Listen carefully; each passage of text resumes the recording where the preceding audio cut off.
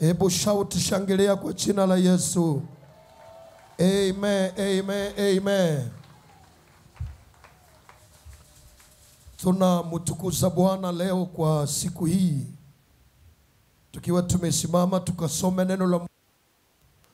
Leo nataka tuweze kuwa kwenye mafundisho yetu na Mungu atakubariki. Tunaenda kwenye neno la Mungu. Kwa nini unashindwa wakati Mungu ndiye mwanzilishi wa kazi yako? Kwa nini unashindwa wakati Mungu ndiye mwanzilishi wa kile ambacho unachokifanya? Na tunakusihi pia wewe uliyeko hapa kuendelea kujiunga katika YouTube yetu, naandika Mervene TV au Mtume Msafiri Baraka, utatupata katika ujumbe wetu. Hata ujumbe uliopita Ijumaa unaweza kuugawa kwa ajili ya walio wengi watafaidika. Unapata ujumbe wetu wa neno la Mungu. Kuna ziko ujumbe nyingi ambazo ziko kwenye YouTube zetu. Kuna kwa mfano ujumbe nasema kwa nini kizazi hiki kinakufa mbio. Ukienda kwenye YouTube yetu utapata sababu zinazoleta watu wa kizazi hiki kufa mbio. Ukienda utapata ujumbe nyingi kwenye YouTube yetu ambao zitajenga watu wako walio mbali na wale walioko karibu. Lakini leo nataka nizungumze, kwa nini unashindwa wakati Mungu ndiye mwanzilishi wa kile unachokifanya? Amen. Na hii ni ulizo ambayo unaweza ukajiuliza. Je, kile ambacho Mungu ameniambia nifanye naweza nikashindwa kweli? Je, wokovu ambao Mungu ameanzisha ndani yangu naweza nikashindwa kweli? Wakati Mungu ndiye mwanzilishi wa wokovu wa safari yangu, lakini angalia nimepata mapigo, nimeshindwa wakati ambapo Mungu ndiye mwanzilishi wa safari hii au huduma au kipawa hiki au biashara. Watu wanajiuliza, nilipoanza biashara Mungu alihusika, lakini angalia napigwa. Nilipoanza ndoa Mungu ndiye alihusishwa au Mungu ndiye alikuwa mwanzo wa ndoa yangu, lakini angalia nalia, napigwa kwenye ndoa wakati hata ndoa yangu ilienda madhabahuni, wakati biashara yangu ilianzia madhabahuni, wakati uchumba wangu ulianzia madhabahuni, wakati kabla ya safari nilimtangulisha Mungu, lakini sasa angalia ninapigwa. Tuende katika kitabu cha Waamuzi mlango wa 16 mstari wa 4, utaiona hapa neno la Mungu. Waamuzi mlango wake wa 16 na mstari wa 4, utaona hapa neno la Mungu. Ikawa baada ya haya akampenda mwanamke moja katika bonde la Soreki, jina lake akiitwa Delila. Nao wakuu wa Filisti wakamwendea wakamwambia, mbembelezi upate kujua asili ya nguvu zake nyingi na jinsi tutakavyoweza kumshinda, tupate kumfunga na kumtesa, nasi tutakupa kila mtu fedha 1,100. Delila kamwambia sasa Samsoni, tafadhali uniambie asili ya nguvu zako nyingi na jinsi uwezavyo kufungwa ili uteswe. Enda kwa mstari wake wa 20. Kisha akasema Samsoni, Wafilisti wanakujia. Akaamka usingizini wake akisema, nitakwenda nje kama siku nyingine na kuzinyosha, lakini hakujua ya kuwa Bwana amemwacha. 21. Wafilisti wakamkamata, wakamwongoa macho, wakateremka naye mpaka Gaza, wakamfunga kwa vifungo vya shaba, naye alikuwa akisaga ngano katika gereza. Haleluya. naye alikuwa akisaga ngano katika gereza. Lakini ukiendelea katika Waamuzi mlango wa 13 utaona kusudi lake kuzaliwa. Amen. Ukiangalia katika sura ile Waamuzi mlango wa 13 na mstari wake wa kwanza na kuendelea, utaona malaika wa Mungu anamwambia mkewe Manoa, na pia na Manoa akawaambia, huyu anayekwenda kuzaliwa atakuwa naziri wa Mungu kuanzia katika tumbo, na kazi yake ataanza kuwaokoa Israeli kutoka mikono ya Wafilisti. Bwana asifiwe. Kwa hiyo kazi yake, kipawa chake au kazi yake, mimi Mungu nimeona mateso ya Israeli, nami nimeamua nimlete huyu. Nimeweka mafuta yangu juu yake, nimeweka neema, nimeweka kibali ambacho kitawezesha huyu kuwapiga adui za watu wangu. Atanitumikia kazi. Kwa hiyo Mungu akawa ndiye mwanzilishi wa kipawa anachobeba Samson. Anachobeba Mungu akawa ndiye ameweza kuamua ili kupitia familia ya Manoa, ndoa ya Manoa, Mungu akaongea nao kwamba huyu unayembeba katika tumbo siye mtu wa kawaida. Huyu ni mkombozi, huyu ni mtetezi, huyu ni mtu ambaye vision yake, maono yake, ataanza kuwaokoa Waisraeli. Taifa nzima litamtegemea, watu watamtegemea, wanaume na wanawake watamtegemea, kwa maana ni yeye atakayewapiga maadui kabisa ili muwe na amani. Huyu ndiye atawapa amani. Usishangae sasa wewe ni mwanamke au mwanaume, Mungu anapokuwa amekuchagua, hata uwe mwanamke, hata uwe mrefu, hata uwe mfupi, hata uwe umesoma uwe haukusoma, Mungu anapokuchagua kama kiongozi au kama mkombozi wa familia, utashangaa wewe unachokifanya kinazaa, lakini wengine wanafanya kinashindikana, lakini wewe ukifanya kinaendelea, kwa sababu mafuta ya Mungu yako juu yako. Amen. Unashangaa, na wewe huwezi kushangaa wakati wale waliotangulia kuzaliwa kwenye familia wanashindwa, lakini wewe unatokea, wewe wa mwisho, unaweza. Unashangaa kwa sababu wewe wazazi wamechukua mimba yako, lakini kuna mtoto asiye katikati ya watoto wengine. Mungu huwa anachagua na anaweka neema fulani itakayokubeba ushinde mahali wengine wanashindwa, uweze mahali ambapo wengine wanakwama, wewe unaweza kwa sababu ya neema ya Bwana. Haleluya. Leo hii neema ya Bwana iko juu yako. Nimekuja nitambulishe ya kwamba neema ya Bwana iko juu yako. Wewe ni msichana hujajielewa, au wewe ni mama hujajielewa, lakini leo utajielewa kwamba neema ya Bwana iko juu yako, na iko juu yako kwa ajili ya kuokoa familia, au kwa ajili ya kuokoa miji au mji au nchi, kwa maana mafuta yana viwango. Kuna wengine wamewekewa mafuta kuokoa familia zao peke yake. Kuna wengine wamewekewa mafuta ya kuokoa mji, wengine wa kuokoa hata jimbo, wengine kuokoa taifa. Kwa hiyo hivi ni viwango vya neema ambazo Mungu ameweka juu ya wanadamu kwa ajili ya kuokoa wengine. Kwa maana watu hawawezi kuenda bila viongozi, watu hawawezi kuishi bila wengine wa kuwasaidia. Ndio unashangaa una ufahamu wa kutosha, kwa sababu ule ufahamu Mungu amekupa kwa ajili ya wengine. Sasa kwa nini unaweza ukaharibiwa na kushindwa wakati Mungu ndiye mwanzilishi wa safari yako? Hata Mungu aliongea na wazazi ukiwa katika tumbo lako. Hata Mungu akaongea na wewe binafsi, akakuambia simama na kutuma uende ukafanye kazi hii, na hii kazi nitakuwa na wewe. Lakini unashangaa umepigwa wakati Mungu mwenyewe ndiye amekutuma.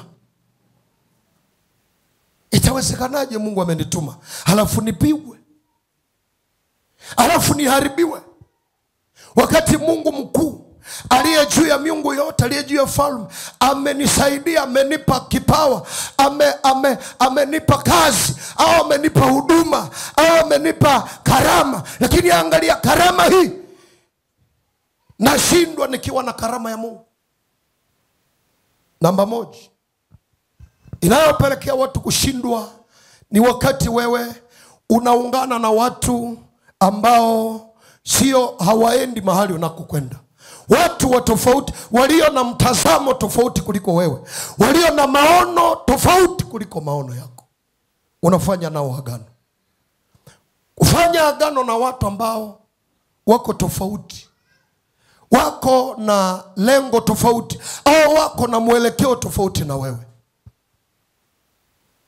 hii ni njia mojawapo itakayopelekea ushindwe. Hata kama Mungu amekuchagua, hata kama Mungu amekuita, unafanya agano, unafanya mapatano na watu ambao wana mtazamo tofauti, wana mawazo tofauti na mawazo yako. Amen. Anasema ikawa baada ya hayo akampenda mwanamke moja katika bonde la Soreki, yani mwanamke wa Kifilisti. Akapenda mwanamke moja katika bonde la Soreki, miongoni mwa Wafilisti, wale ambao waliambiwa atawapiga, ndio anachagua moja kati yao awe rafiki yake. Unaona, yeye ameitwa piga Wafilisti, naye anachagua miongoni mwa Wafilisti afanye mmoja wao kuwa rafiki wa karibu na kuwa naye katika maono yake, ambaye hawezi kuomba, hajui malaika litokeaje wazazi, hajui, alafu akampenda na akafanya naye agano. Mungu amemuita, lakini akafanya agano na mwanamke wa Kifilisti, ndiye akawa rafiki yake, ndiye akalala pembeni yake, ndiye akagawa naye maisha. Hii ni njia mojawapo itakayopeleka ushindwe kulibeba kusudi la Mungu na kulifikisha kule Mungu alikokutuma. Haleluya. Waliposikia kwamba amerafikiana na dada yao, wakamwambia, dada, tunachokusii, tusaidie, tumejiuliza, tumetafuta njia ya kutesa huyu mtu, kwa maana huyu mtu ndiye adui yetu. Basi sasa wewe mpembeleze, kwa sababu wewe umekuwa rafiki yake wa karibu. Mpembeleze tujue asili ya nguvu yake, ili tuweze kumfunga na kumtesa. Tutakupa fedha. Akasema sawa, kwa sababu hajui lengo la huyu. Unapokuwa na watu wasiojua unakokwenda, utakwama kaka, utakwama dada, kwa sababu wao hawajui. Wewe una marafiki ambao hawajui kila unachobeba, hawana hata moyo wa kukutia moyo. Ni watu ambao tu umechagua miongoni mwa watu wenye dhambi, ndio umewazungusha kwenye maisha yako. Utapata shida. Huyu kaka alikuwa na uwezo wa Samsoni ulikuwa ni uwezo ambao dunia nzima ikikusanyika kinyume chake atawapiga. Hata kama mna mazoezi atawapiga.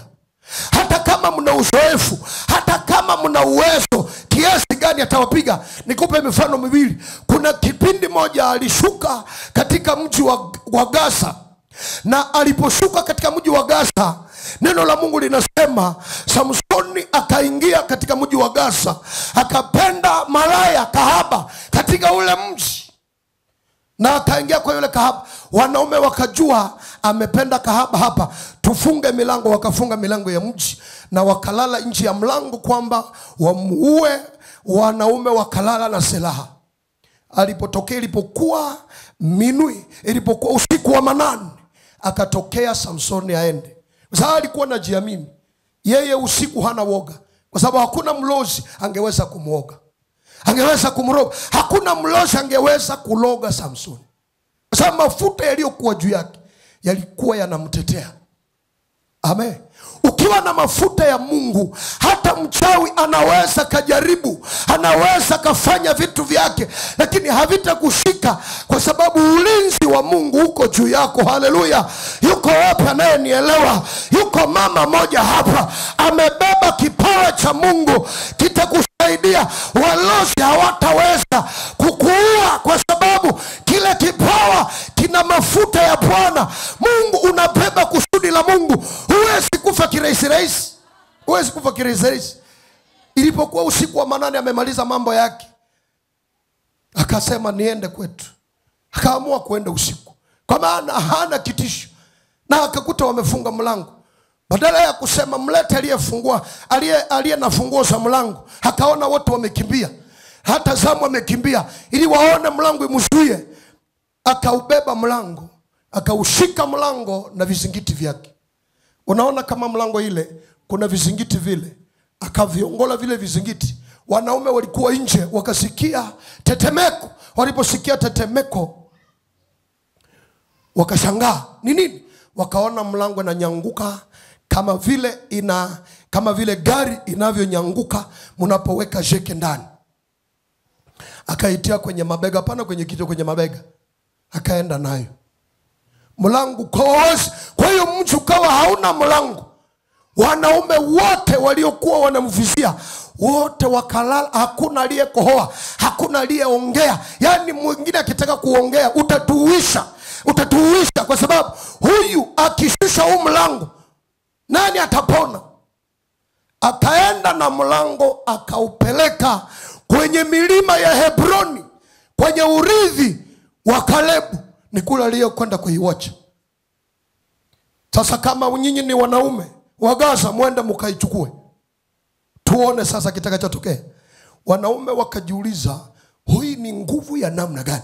Wanajaribu kuangalia kwa miungu yao, kwa zile dagoni zao. Wanajaribu kutafuta kwa dagoni zao, kwa zile mabali, ili wajifunze nguvu ya Samsoni. Lakini kawa hawana nguvu. Hapa zikawa walozi. Inaweza kufika mahali unapotembea na Mungu, unapojielewa na kutembea na Mungu, wafumu watajiuliza, mbona tumefanya vitu ili tumkatishe tamaa? Mbona tumemsukumia magonjwa? Mbona tumemsukumia kuchanganyikiwa? Lakini badala ya kuchanganyikiwa anasonga mbele. Kwa nini? Kwa sababu umejielewa kwamba mafuta ya Bwana iko juu yako.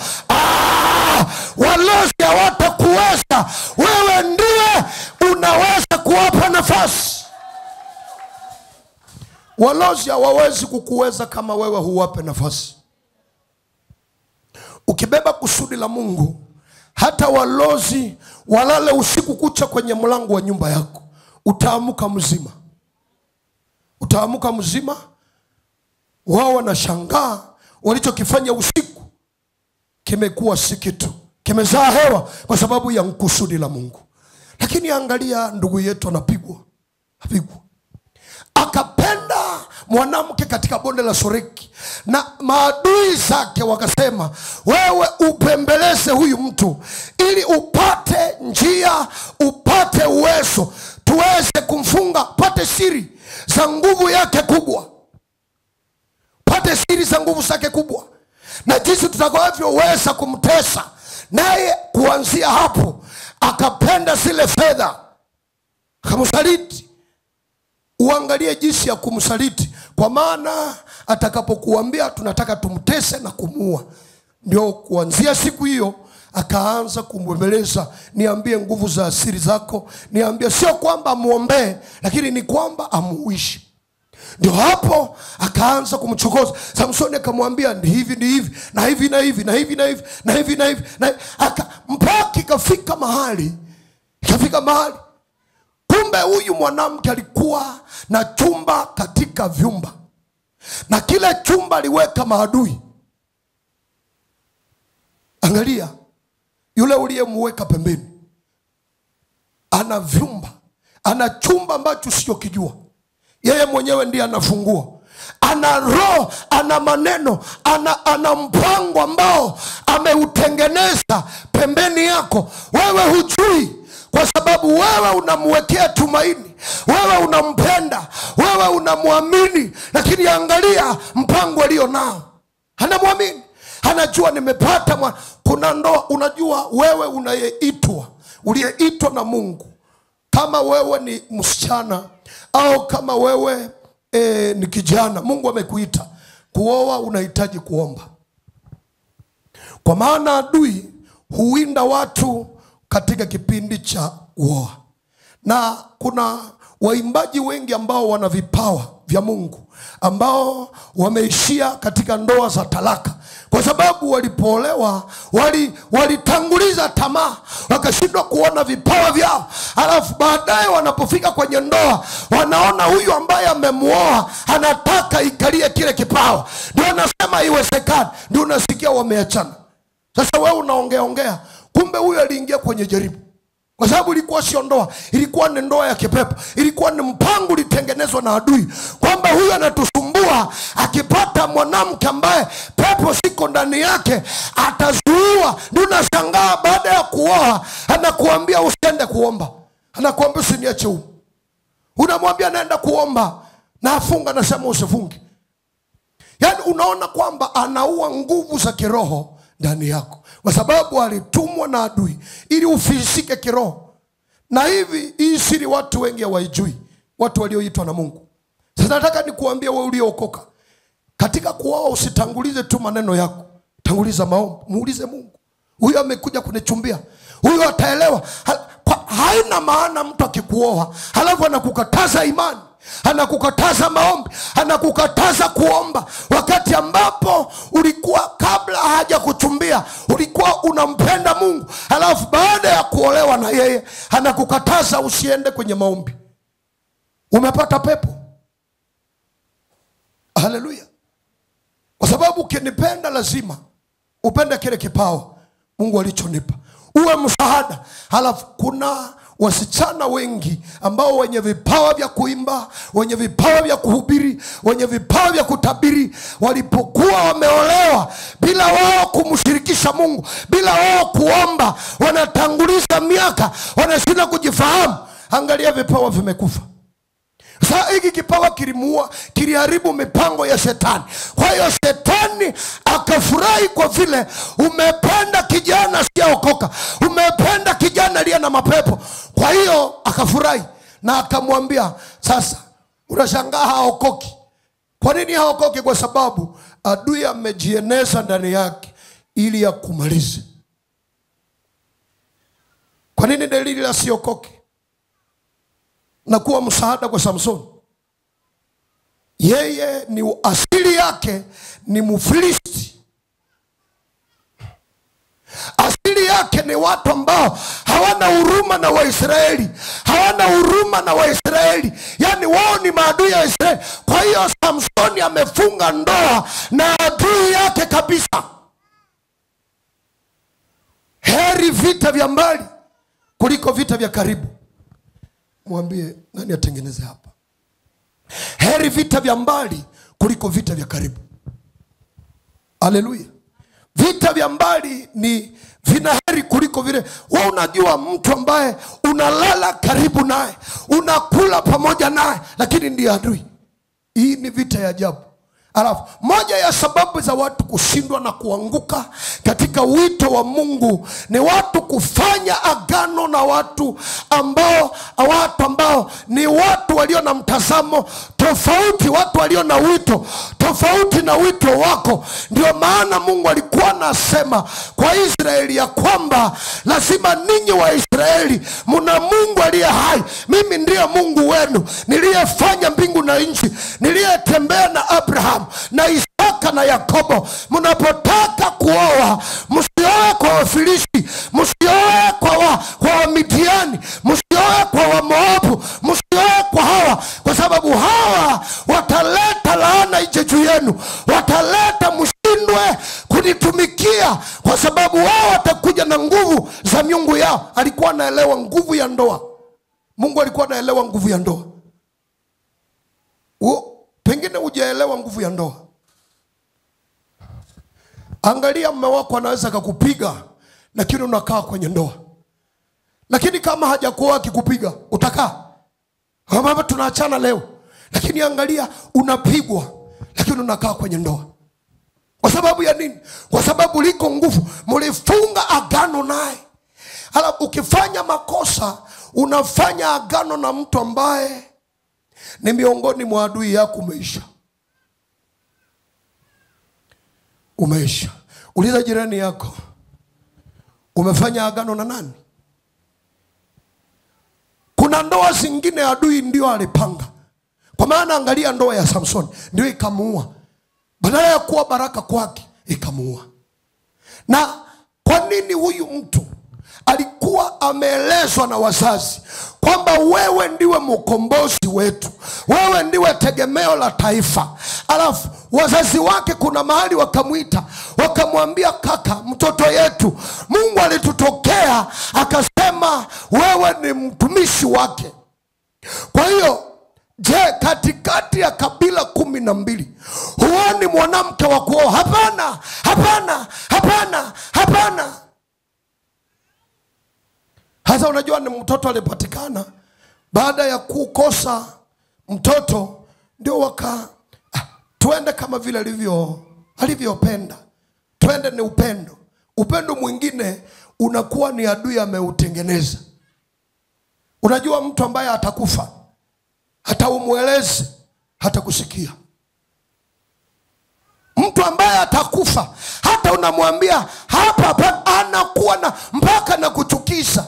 Mpaka na wewe unayemuonya unafikia kiwango unachukia, aende basi, na kweli anakwenda kufa. Kwa sababu hii roho ya kufa imemuandama, imemuingia.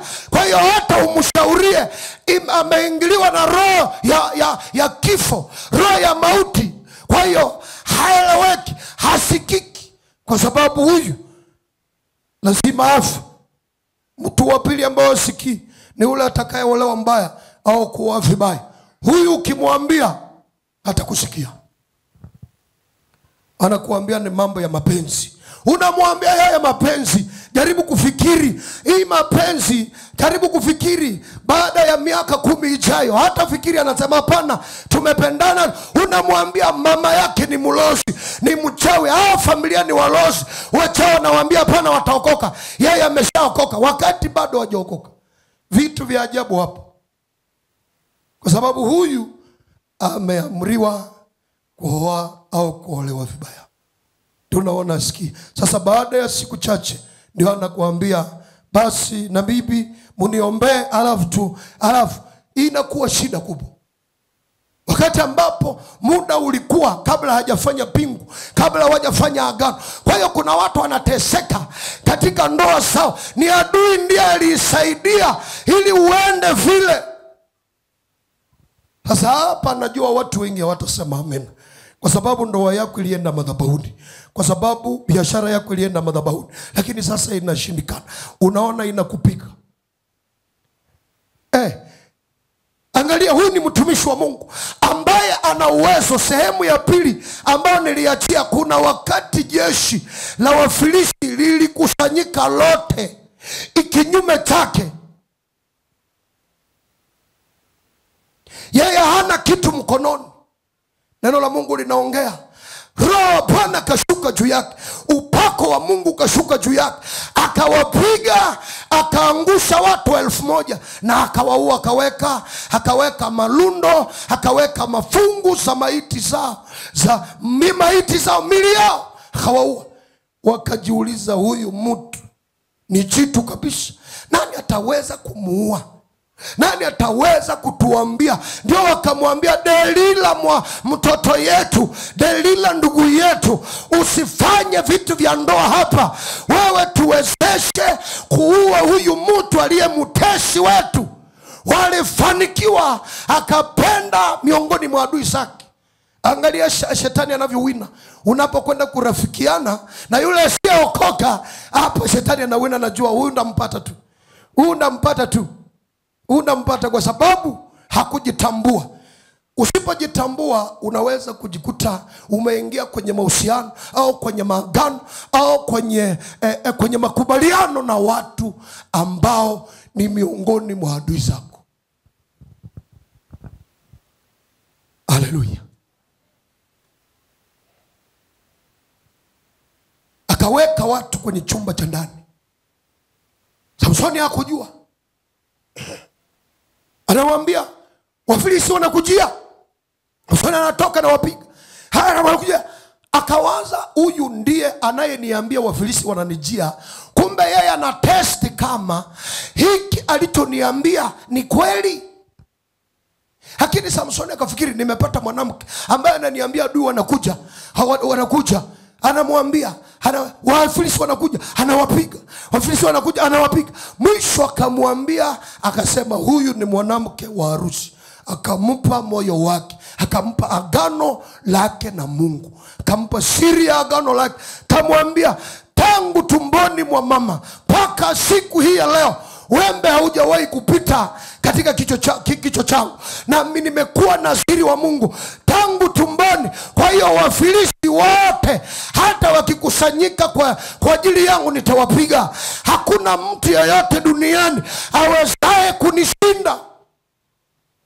Kamwambia hata wazazi wangu walikatazwa kulewa nilipokuwa katika mimba. Walikatazwa kulewa. Ndio akaona huyu sasa atalewa leo. Huyu sasa atalewa leo. Ndio akamupa pombe na vitu, madawa za kulevya. Kijana kalewa, ndio akakata nywele. Unafikiria alikata nywele kwa nini? Watu wengine hukosea hapa. Wanasema Samsoni alikata nywele wakati wa tendo la ndoa. Hapana. Alikunyisha vile Mungu alivyomkataza, akalewa na akaregea. Kwa sababu hata kuna watu hapa ukionja pombe utatosha mavazi. Kuna watu hapa ambao akipewa chupa moja ya pombe atatoa mavazi hapa, kwa sababu mwili wako wewe ni hekalu la Roho Mtakatifu. Haleluya. Ni hekalu la Roho Mtakatifu. Ukiingiza kitu ambacho hujawahi kuonja utashangaa umetoa mavazi.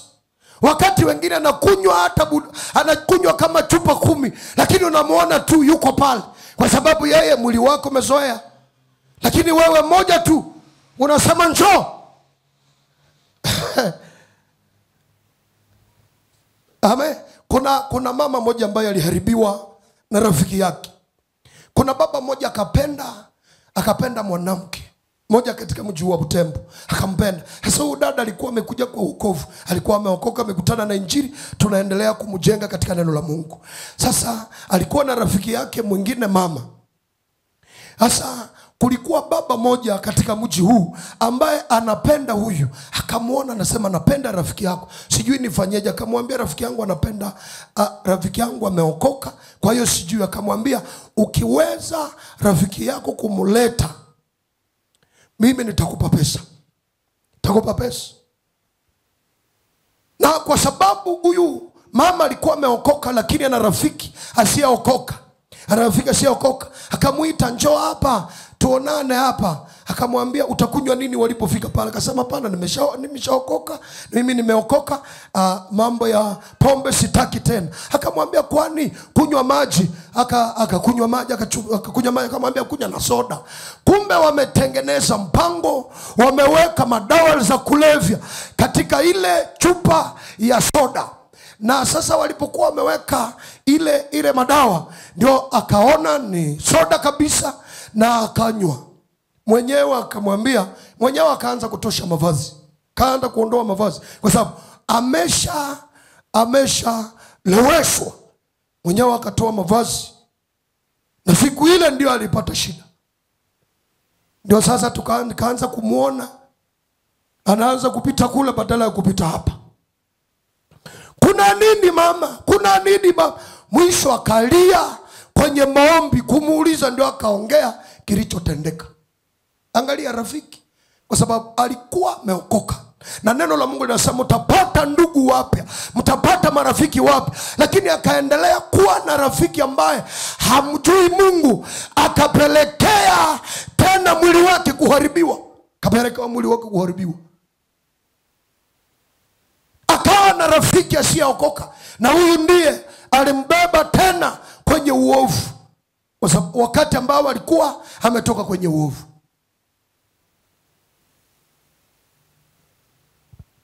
Amen.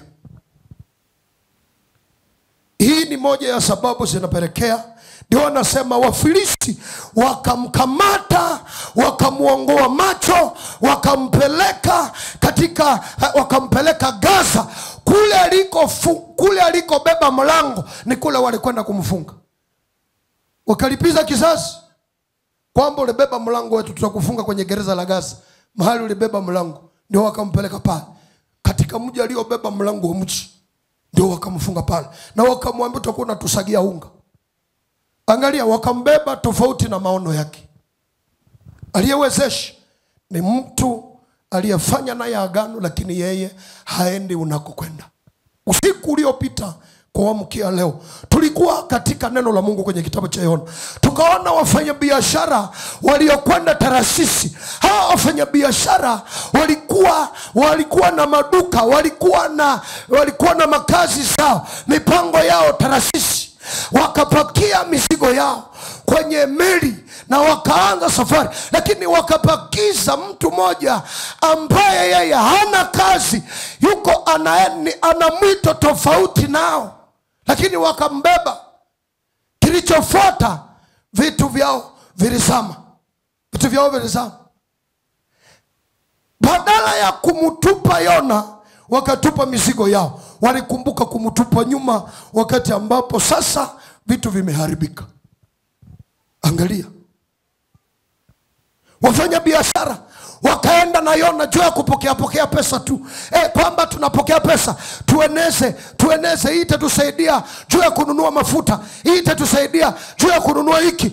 Leta. Wasijua anachokwenda kufanya. Kumbe huyu ndiye chanzo cha kufirisika kwao. Wamepokea fedha za mtu ambaye hastahili kutembea nao.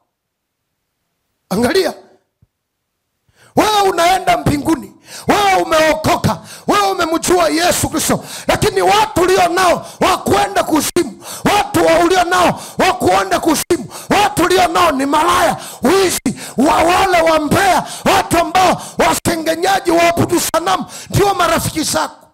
Hasa angalia safari yako na wito wako. Unajiuliza, Mungu ndiye aliniita?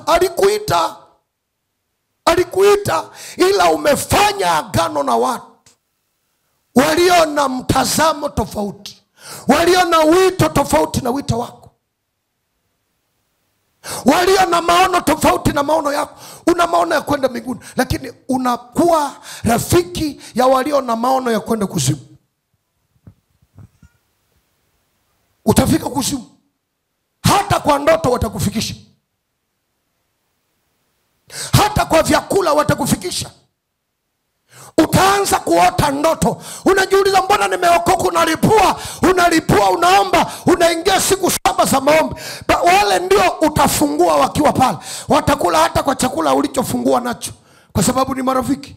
Unashangaa ukifungua unaota sasa umepelekwa kwenye anga. Unakuta unaninginia kwenye anga kwa ndoto. Mbona nimemaliza leo, niingie tena? Unashindwa kama uingie tena kwenye maombi, kwa sababu umeninginia kwenye unarushwa, unakabwa. Nini? Kumbe hawa ulipokuwa ukiomba wakakusubiri siku ya kufungua, ndio wakaleta soda, kwamba ulikuwa kwenye maombi, chukua hii soda ili unywe, kwa maana umetuombea. Kumbe wamekuja tu kukukoroga ili maombi yako izae hewa. Unashangaa, nimepigwa. Unakuja, mtumishi, nimemaliza siku 17, nimemaliza siku 7 za maombi, lakini baada ya siku 7 nimechanganyikiwa, nimeshindwa kujielewa, nimeshindwa kujitambua. Unakuta siku ulifungua ndio siku unafanya dhambi. Siku ya kufungua, nimefanya dhambi. Ilitokeaje? Mtu uliyefanya naye agano, ambaye anaenda mahali usikokwenda, ndio akatengeneza mpango huu. Delila, Samsoni hakujua nini unaweza kufanya ili ujiokoe. Ilibidi watupe Yona ili wapone, ili wasife, ili wasife pamoja na mali yao, walimkamata Yona wakamtupa baharini, ndipo wakafanya nini? Wakaokolewa. Angalia Samsoni aliyekaa naye akashindwa kumtupa, akashindwa kuachana naye.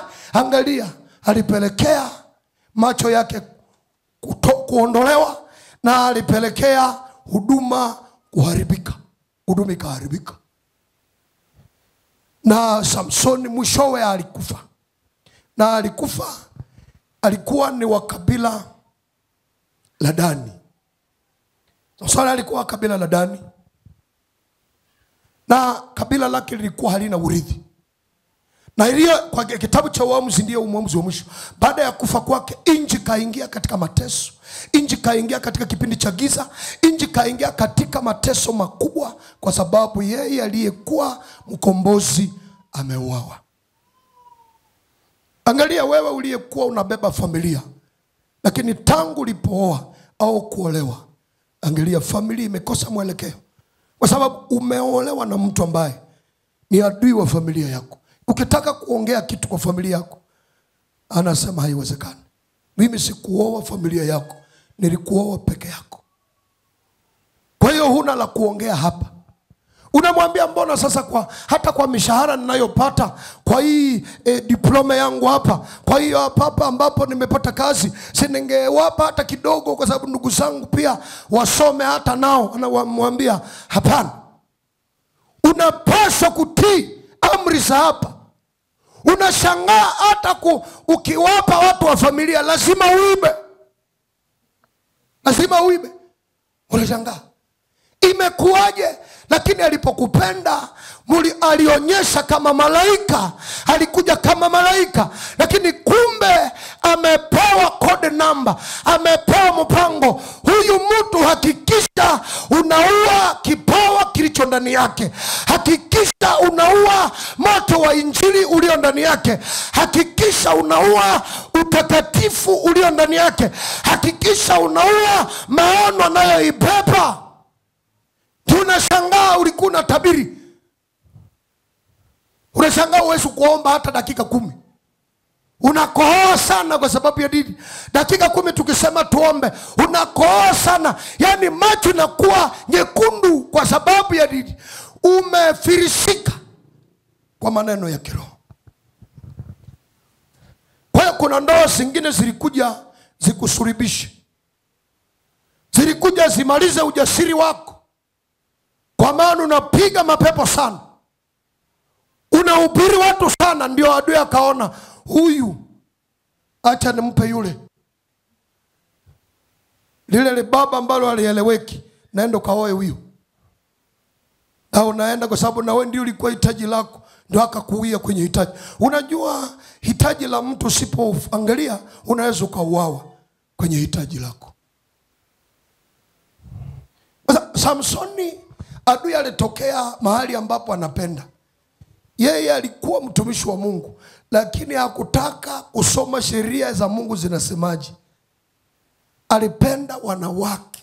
Yani alikuwa mzuri kwa kutumika. Alilinda kiapo chake cha ile kutokunyolewa, lakini alikuwa mzaifu mbele za wanawake. Na hii ndio ilipelekea huduma kuanguka. Kwa sababu yeye hitaji lake kubwa ili aunde timu. Ni Samsoni ndiye alikuwa muamuzi ambaye hakuwa na timu, ambaye hakuwa na watu wa kumsaidia, kwa maana yeye alipenda ngono sana. Kwa hiyo akawa haandai chochote, haandai mtu. Ndipo alipokufa nchi kazimika, vitu vikazimika. Leo hii vitu havitazimika katika jina la Yesu. Ndani ya maisha yako havitazimika. Nimekuja nitabiri juu yako kwamba ujitambue kuanzia leo kwamba umewekewa mafuta ya Bwana. Mungu amekuokoa kwa habari maalumu. Mungu amekuokoa, unabeba kusudi la Mungu katika jina la Yesu. Wako hapa wadada, binti wanaobeba kusudi la Mungu. Nimekuja nikutie moyo. Usipende vipenda penda katika jina la Yesu. Usijukasalitiwa. Usijukasalitiwa na kusahau kile Mungu aliweka ndani yako. Sababu ya pili, unaweza ukashindwa wakati ambapo miungu ya nyumba ya baba yako. Ulikozaliwa inaweza kubeba ushindwe. Ulikozaliwa. Ukiangalia katika neno la Mungu, katika Samueli wa kwanza mlango wa 15, utaangalia hapa kuna mfalme Sauli. Mfalme Sauli alikuwa Mbenyamini. Lakini Mbenyamini huyu Mungu akawa ameweka mafuta yake juu yake. Na Mungu akamwambia, nenda ukawaue Waamaleki.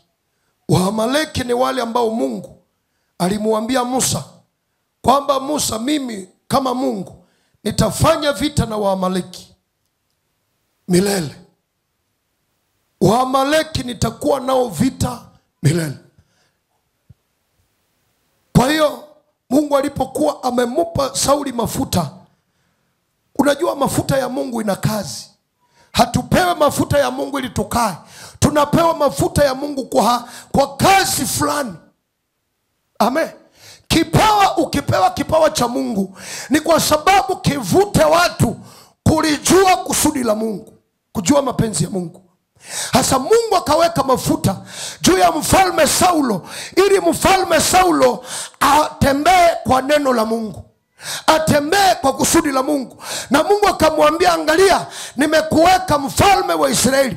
Sasa wewe nenda ukawapige Waamaleki, uwaue wote, wanawake na wanaume, vijana, wazee, hata kondoo na mali yao, uwaue, kwa sababu hii ndio na kazi nakupa. Sauli akaenda. Angalia mstari wa 10, Samueli wa kwanza 15 mstari wa 10. Ndipo neno la Bwana likamjia Samueli kusema, najuta kwa sababu nimemtawaza Sauli awe mfalme, maana amerudi nyuma asinifuate, wala hakulifanya nilivyo muamuru. Samueli akasikitika, akamlilia Bwana usiku kucha. Angalia mstari wa 21.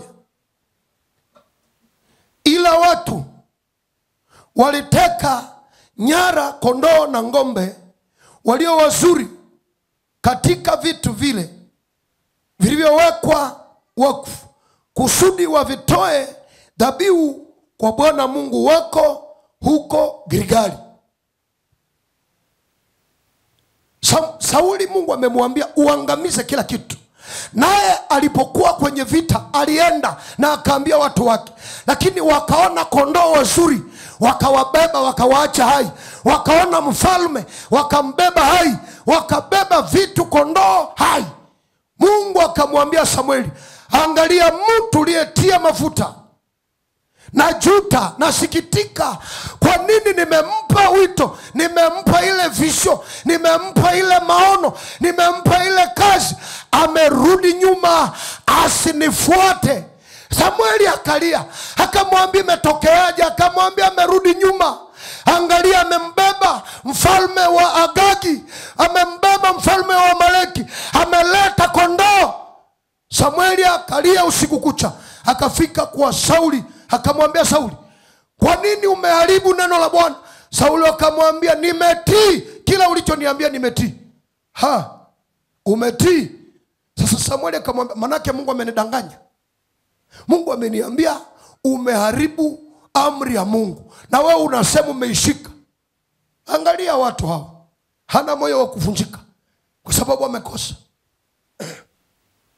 Benyamini,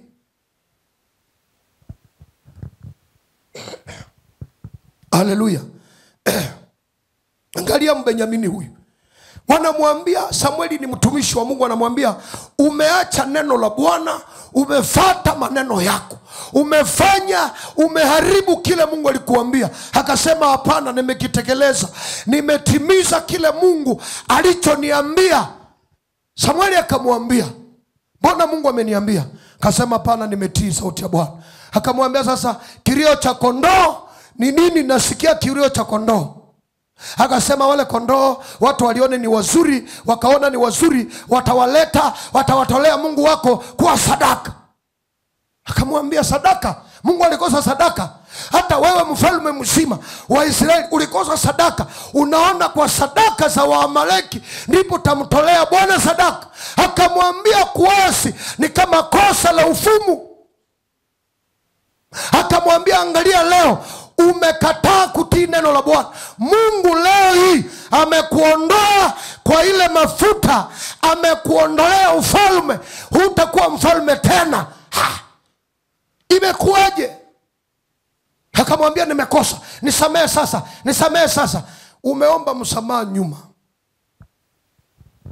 Akamwambia na mfalme huyu ulimwacha hai? Akasema nilimwacha hai naye ili naye akashindwa kuongea. Akashindwa kuongea. Akasema Mungu amekukataa. Unaweza kushindwa kwa wito Mungu aliokupa kwa sababu unaenda tofauti na jinsi Mungu alivyokupa.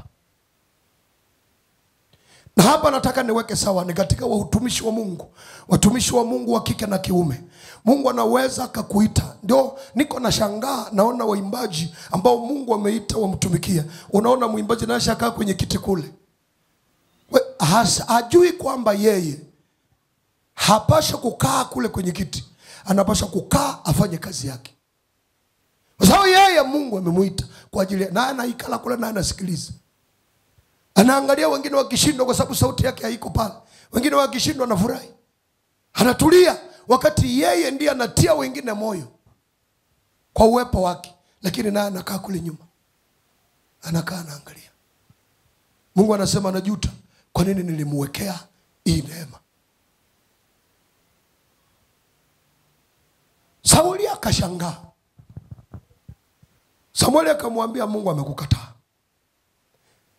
Saulo akamwambia niombe. Hapana, uniheshimu, endelea kuniheshimu ili watu wasinidharau. Mungu akamwambia Samueli, nimekataa yule mtu kabila la Benyamini. Wakati Saulo alitawala ndiye alikuwa mfalme wa kwanza katika kabila la Benyamini. Yani yeye ndiye alikuwa njia. Akashindwa kulinda ule ufalme. Kwa hiyo ikawa ameshindwa kulinda ile neema ambayo Mungu amempa. Na kuombea leo ulinde ile neema Mungu aliyokupa, kwa sababu ile neema itavusha familia yako. Ile neema itakuvusha, itakutetea, itakufanyia mlango. Ile neema mama unayoidharau, ile neema itakusaidia, italeta watoto wako wasiombe mikate njiani. Lakini hujaelewa. Unajua kwa nini Mungu anakuhimiza uombe? Unasema mbona naomba mimi sijui kuhubiri? Lakini Mungu anajua, amekuweka pale ili kwa maombi yako walioitwa wasimame.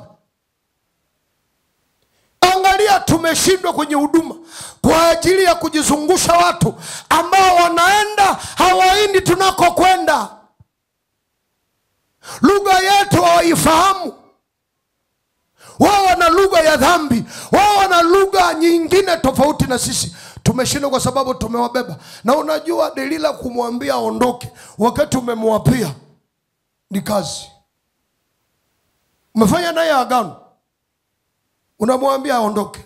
Kufa havi, magonjwa hapati. Kwa hiyo angalia. Ndio unashangaa umefunga mtu na ndoa, sasa amekusaliti. Kwa hiyo unashindwa, niondoke nirudi kwetu au nisirudi. Yaani unajikuta kwamba hata hayuko huko.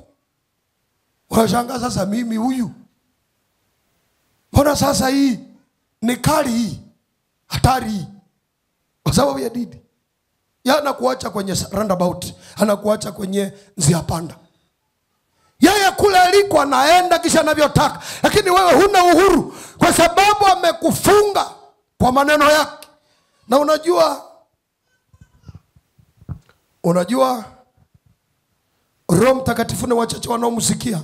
Akikuambia inakuwa ngumu. Inakuwa ngumu. Kwa hiyo Sauli akashindwa ufalme. Wakati ufalme umepewa katika familia yake, akashindwa. Unaweza kushindwa kutembea katika neema ya Mungu wakati ambapo unashindwa kutii sauti ya Mungu. Maana Mungu anapokuita atakuwa anakuongoza, anakuambia amka saa hii, inua sauti yako uombee watu niliokuitia waombee. Inuka saa hii, ombea watu. Inuka saa hii, nenda kwenye kazi. Inuka saa hii, nenda. Unaona ufahamu wa Mungu unakuwa ndani yako. Na wewe sasa kwenye kazi yako nataka wale wengine ndio waiendeleshe kazi yako. Unashangaa na kufa biashara ambayo ulipewa na Mungu kwa sababu wewe unatembea kinyume. Ulianza na fungu la 10 lakini unafika mahali unatoa leo, kesho hapana. Yaani wewe mwenyewe unajikuta umeshindwa kutii sauti ya Mungu kwenye biashara yako. Unaanguka. Unashindwa hata kwenye zaka ya Mungu ambaye mlisikilizana na yeye. Unaona inakuwa kubwa hii. Inakuwa kubwa. Paulo alikuwa mwaminifu wakati ilikuwa ni ndogo. Saulo alikuwa mwaminifu wakati mwingine alipiga vita kawa mwaminifu, lakini vita ya pili ya Waamaleki akashindwa. Mungu akamwambia tunaachana leo. Angalia, tunaachana. Hasa kuanzia wakati ule akaanza kusumbuliwa na mapepo. Usishangae mtu aliyeitwa na Mungu anaanza kusumbuliwa na mapepo. Unakabwa. Wakati ulikuwa katika njia ya Mungu, hata pepo kufika kwenye mlango wako ulikuwa ngumu. Lakini angalia leo, mapepo zikitaka kuimba, zitachagua kwako, zinafanya eneo la kufanyia mafunzo.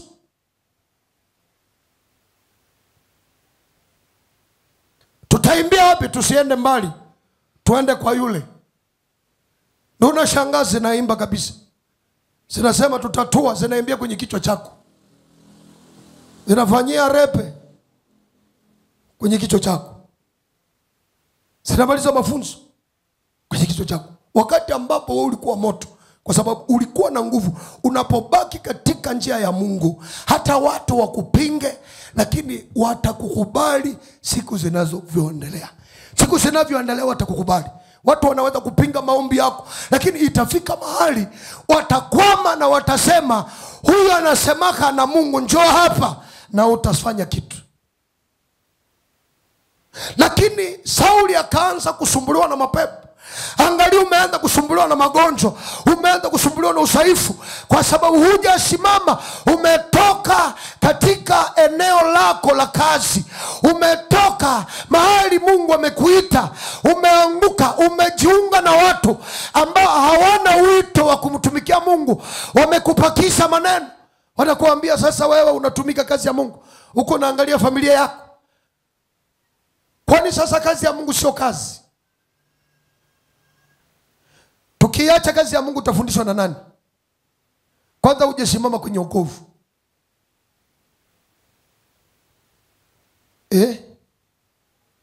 Na mimi nikienda Mungamba nimalize pale mwezi moja niende nilime kakao, unafikiri nitashindwa? Lakini angalia, na unasema sasa huyu anafikiria familia yake, anafikiria watoto wake. Sote tukifikiria watoto, niliambia marafiki zangu wafanya biashara, nikawaambia sote Mungu angetufanya sote wafanya biashara itakuwa makosa. Kwa hiyo ndio maana Mungu ametuweka katika kizazi chetu ni mwe wafanya biashara, na sisi tupeleke neno ili kabisa na wakati mnafanya biashara nasi tuwape neno, kwa sababu mnahitaji neno. Lakini sote tukiwa wafanya biashara, sote tukichanganyikiwa, nani atatuhubiri? Nikawaambia mna neema, kwa sababu pia Mungu ametuita kwa umri huu. Kwa umri huu. Haleluya. Sasa unaona mtu anashindwa kutumikia Mungu. Ndio pepo zikaanza kusumbua Sauli, kwa sababu alikuwa wa kabila la Benjamini. Na ukisoma Yakobo alipobariki watoto wake, aliongea juu ya Benjamini. Sema Benjamini ni mbwa. Kwa hiyo tabia ya umbwa, hata uipatie nyama original, mwisho itachukua, itaenda kwenye mifupa. Halafu hii roho ikarudisha Sauli nyuma. Bado Mungu amempa ufalme, anaenda tafuta sadaka mifupa mikavu, ndio ataleta sadaka kwa Mungu. wakati nchi iko kwa mikono yake. Iko kama vile Daudi alipelekewa mjumbe kwamba mtu mmoja katika ufalme wako Daudi amefikisha mgeni, ni tajiri mkubwa lakini amefikisha mgeni. Na akasema yule mgeni amefika kwake, lakini kulikuwa masikini alikuwa na kondoo yake moja tu, lakini tajiri amekamata kondoo ya yule masikini ndio akaipatia mgeni wake. Daudi akamwambia yule mtu, nionyeshe yeye, mimi namuua leo na mali yake naipatia yule masikini. Daudi akamwambia, ni wewe umechukua mke wa Uria wakati wewe una wake karibu 700, lakini pia umeongeza mke wa Uria. Sasa unahitaji kuuawa. Sasa Daudi akashangaa. Daudi akasema, nilizaliwa mwenye dhambi, Mungu nirehemu. Sababu alikuwa amesema yule mtu atauawa. Unaona? Daudi alikuwa na wanawake zaidi ya 700, lakini bado tena anatamani mke wa Uria. Kwa nini alianguka? Daudi aliitwa atetee Israeli. Siku ile akakataa kwenda kwenye vita. Unapokataa kufanya kazi ya Mungu, utafanya kazi za watu. Watu watakutia, utaona vitu vya ajabu. Angalia, Daudi angekuwa kwenye vita, hangeona huyu mama anayeoga, anayenawa. Wakati wengine wanafanya vita, wako wanashughulika kuhubiri, wanashughulika kufanya mipango yao, wanashughulika. Lakini wewe ufanye, unashindwa kutumia kipawa chako. Utaona mtu akinawa, akioga, na utamtamani. Kasema mulete ule mama. Wakati watu wako kwenye vita, yeye anazurura, anakaa kwenye gorofa, Angalia alivyoshindwa kumtumikia Mungu. Kwa hiyo unapokuwa au chochee karama yako au kipawa chako, unaweza kupelekea wewe kushindwa. Jambo la 3, unapokuwa umeanguka katika kuomba na kusikia sauti ya Mungu, utapata shida. Kwa makazi ya kiroho inatakiwa uwe mtu wa kuomba. Hata biashara yako kama Mungu ameianzisha, haimaanishi hautaomba, haimaanishi hautafunga, haimaanishi hautakaa kwenye maombi.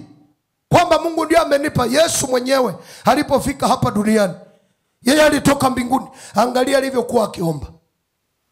Si yeye angejivuna na sema mimi nimetoka mbinguni, kwa hiyo sina haja ya kuomba, nitakuwa natumika bila maombi. Lakini Biblia inasema asubuhi alikuwa naenda kuhubiri, lakini usiku alikuwa analala kwenye mlima wa Mizeituni, na alifunga siku 40 bila kula na kunywa, akiombea huduma yake. Unaweza kushindwa kwenye kazi Mungu aliyokupa ya biashara, kwa maana umeshindwa kuiombea na kuilipia bei inayotakiwa uilipe. Huduma yoyote, kazi ya mikono yoyote ambaye Mungu ndiye akakuambia nenda kwa wale wanaouza viatu, nenda kwa wale wanaouza mavazi, nenda kwa wale wanaouza hiki, hivi vyote Mungu ndiye alikuongoza, na kweli Mungu ni pamoja na wewe. Lakini umeanza kuanguka na kushindwa kwa sababu umeshindwa kuomba na kuilipia bei na kutimama katika neno la Mungu, ndio umeanguka katika ile biashara. Sasa inawezekana Mungu sio ndio aliniita. Ile Mungu alikuita. Saulo Mungu alimuita, mapepo zikaanza kumvuruga. Ndio Daudi amewekewa mafuta ambayo ilikuwa inamlinda Daudi. Saulo imewekwa juu ya Daudi. Ndio Daudi akafika kwa Sauli ili amuombee apone. Anamuombea apone. Tena akiondoka Daudi zinarudi zile pepo, kwa sababu hakuna tena ulinzi. Daudi akiwa pale pepo zinaondoka, akiondoka zinarudi. Kwa sababu mkono wa Mungu umetoka juu yake. Amen. Sababu nyingine inaweza kupelekea ushindwe ni wakati unaenda kwenye eneo ambalo silo eneo lako la kazi. Unaenda kwenye nafasi, kwenye eneo ambayo sio eneo lako la kazi, lakini unaenda kukaa pale. Biblia Biblia inasema heri mtu yule asiyekwenda kwenye shauri la waovu, wala aketi barazani pa wenye mizaa. Angalia, familia ya Elimeleki inatoka Bethlehem inaenda kule Moabu. Kilichowakuta kule ilikuwa ni mauti. Sasa mama akaamua kuondoka kutoka huko, lakini alifanya maamuzi baada ya kusika mume na mali na watoto. Wakati angeamua, alipoona mauti ya kwanza angeamua, lakini mauti ya pili, mauti ya vitu, akashindwa. Akaamua wakati hakuna tena mume, wakati hakuna tena watoto. Isingekuwa mbingu kuandaa Ruthu ili aende naye, Naomi angerudi peke yake. Angerudi peke yake. Angalia alichokisema. Akaambia watu, msiniite Naomi kwa sababu mkono wa Bwana umetoka juu yangu. Msiniite Naomi, mkono wa Bwana umetoka juu yangu. Mkono wa Bwana ulitoka juu yake wakati alitoka Bethlehem. Mkono wa Bwana ukatoka juu yake, kaondoka juu yake, wakawa hawana kitu. Kwa hiyo kule walikoenda wakawa hawatazidishwa, wakapungukiwa. Biblia inasema Bwana ni mchungaji wangu, sitapungukiwa chochote. Angalia, unapungukiwa. Bwana ni mchungaji wangu, sitapungukiwa chochote. Ameniweka kwenye majani mabichi unilaza, ananiandalia meza mbele ya adui zangu. Angalia kwamba meza, hata mbele ya adui yako meza hamna. Angalia, unapungukiwa, unaishi na roho ya kupungukiwa. Kwa sababu ya nini? Hivi vinatakiwa ukae kwenye eneo la Mungu. Wewe unaomba leo, unaomba kesho unakata. Leo unaomba kesho unakata. Leo naomba kesho nakata. Leo naomba kesho nakata. Yaani unaona vitu vya ajabu. Huhusike, hutumikie Mungu. Katika eneo kama hili kila mmoja anaweza. Kazi ziko nyingi hapa za kutumikia Mungu, lakini wewe unakuja tu,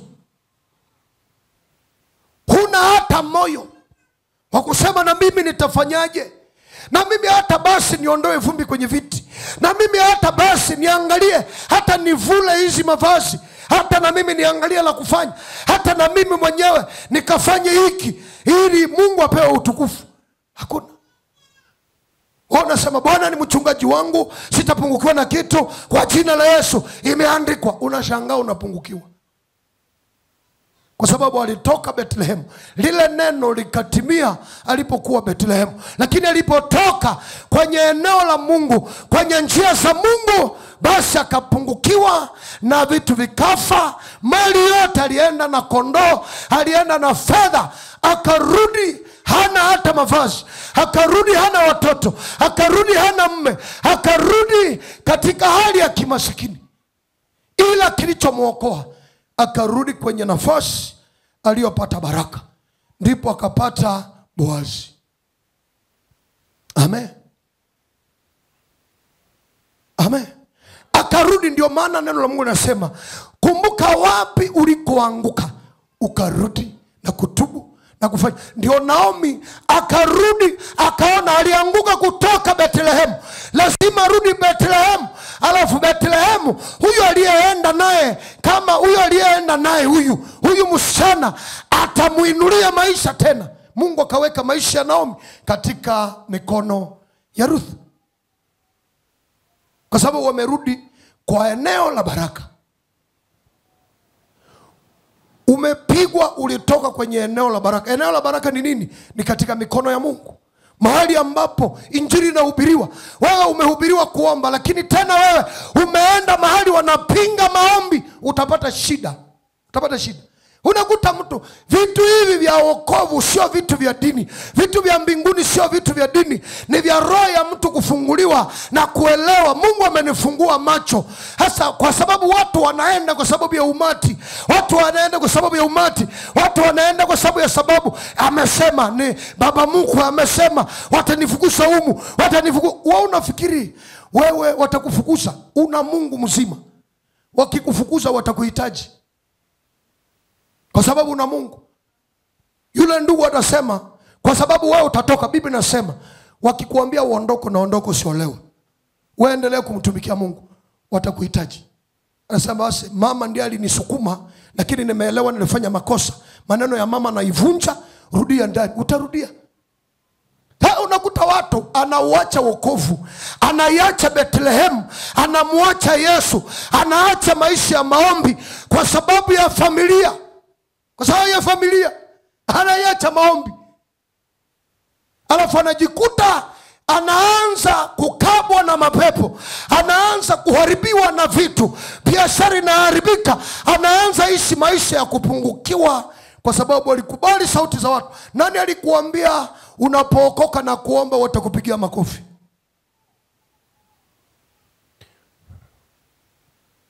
Unajua kuokoka unafikiri nikiokoka katika familia watanipigia makofi? Sahau. Hata mume wako siku ulimwambia umeokoka ndio anakuambia kwani kuokoka ndio nini? Kwani kuokoka ndio nini? Angalia, kaa hapa. Yaani unaona vita sasa vinainuka.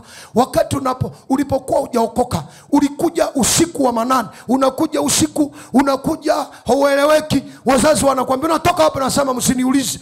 Angalia, wanasema mumwache jua amerudi. Mumwache basi angalau amerudi.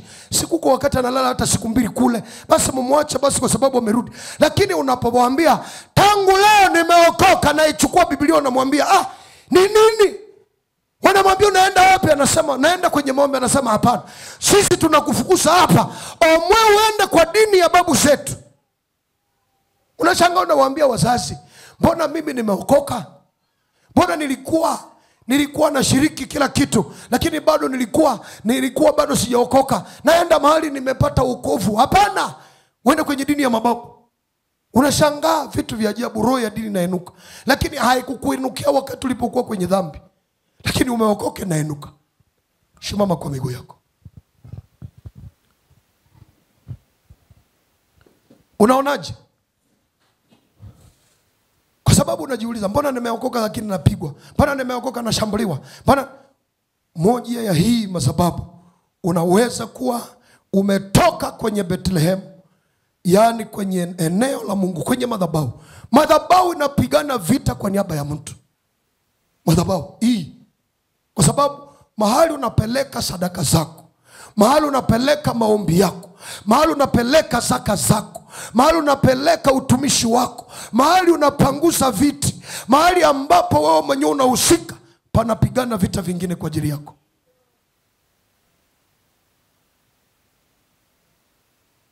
Amen. Kwa sababu huwezi pigwa na uko kwenye madhabahu haya. Huwezi pigwa na uko chini ya neema ya Mungu, haiwezekani. Umetoka. Vita vingi kwenye kazi, mbona kazi yangu inapigwa? Mbona wewe sio mwaminifu kwenye kazi ya mikono yako? Madhabahu haitambui kazi yako. Ni kweli hatukatai ilianza na Mungu, na wewe ulianza na Mungu. Lakini angalia, sasa Samsoni atalaumu nani? Atalaumu Mungu. Mungu ni muweza yote. Sasa angalia, akakufa kwa mkono wa Delila. Mungu ni muweza yote. Lakini wewe unajua nimeitwa na Mungu. Sasa mimi nifanye Delila kuwa rafiki yangu ambaye hana uwezo wa kuniongezea kitu chochote, lakini yeye nikiwa nao napungukiwa. Mnawajua marafiki wazuri. Sisi tunaenda kwa kuhubiri injili kwa wenye dhambi, lakini hatuwafanyi marafiki. Tunawapelekea injili, wakiokoka tunawafanya marafiki wa kwenda mbinguni. Lakini wewe unampaka najua unakolala, mpaka najua unachokifanya. Imezaa inaleta unafirisika. Inua mikono yako juu. Sema kila Delila na achana naye leo katika jina la Yesu. Katika jina la Yesu. Kila roho ya Delila inayotafuta kuua kipawa changu, katika jina la Yesu nabomoa, nashambulia roho ya Delila, roho ya kuniongoza kinyume cha wito wangu, katika jina la Yesu. Katika jina la Yesu. Roho ya Delila, roho ya mababu ya kunibeba kukosea kusudi la Mungu, kukosea kusudi la Mungu katika jina la Yesu. Jinsi naomba, napiga mikono. Omba kaka, omba dada, omba mama. Roho ya Delila, roho ya giza, roho za uchawi, roho za giza zinazotembea kwenye maisha yako katika jina la Yesu, katika jina la Yesu, katika jina la Yesu, katika jina la Yesu. Roho za giza, roho za uchawi, roho za ulozi, roho za ushirikina katika jina la Yesu, katika jina la Yesu, katika jina la Yesu, katika jina la Yesu, katika jina la Yesu. Pa pa pa pa pa pa. Kwa